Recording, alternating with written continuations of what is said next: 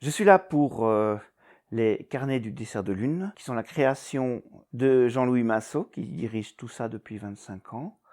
Je suis dans l'aventure aussi depuis le début, depuis 25 ans.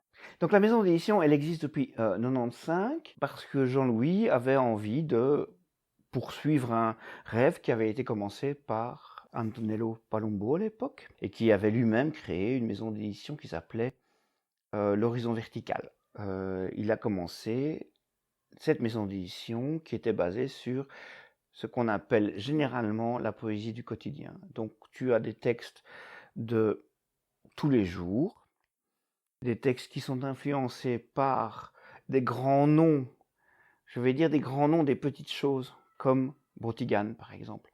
Un des tout premiers textes que le carnet des desserts de lune a publié, c'est Please plant this book, s'il vous plaît, plantez ce livre de Brotigan, qui n'est quand même pas n'importe qui dans la littérature américaine.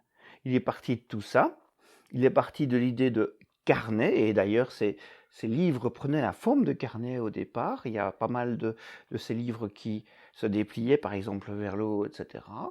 Si on voulait toucher le dessert de lune et Jean-Louis, eh bien, il fallait qu'on fasse des choses à mesure humaine.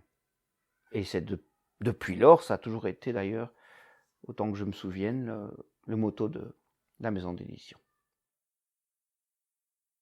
Jean-Louis est parti d'une espèce donc de devise de mettre le désordre dans les bibliothèques, et donc il a publié des livres reliés d'une façon bizarre, ou au format bizarre au tout début, avec des gens comme Christian Duret, Vincent Tolomé, enfin des noms qui sont assez connus maintenant.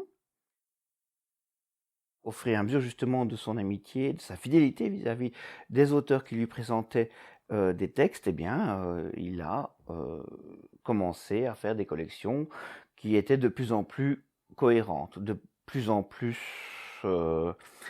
bien rassemblées, je vais dire. Donc on part de carnets qui s'ouvrent un peu n'importe comment, et on arrive à une série, par exemple, pour Daniel Fano, une tétralogie qui est mise en boîte d'une façon aussi jolie, aussi élégante et aussi carrée que si c'était la Pléiade. L'important étant que, justement, Daniel Fano en question était au départ quelqu'un que Jean-Louis a redécouvert, il faut bien le dire. Daniel Fano, c'est quand même un des auteurs phares du dessert de lune.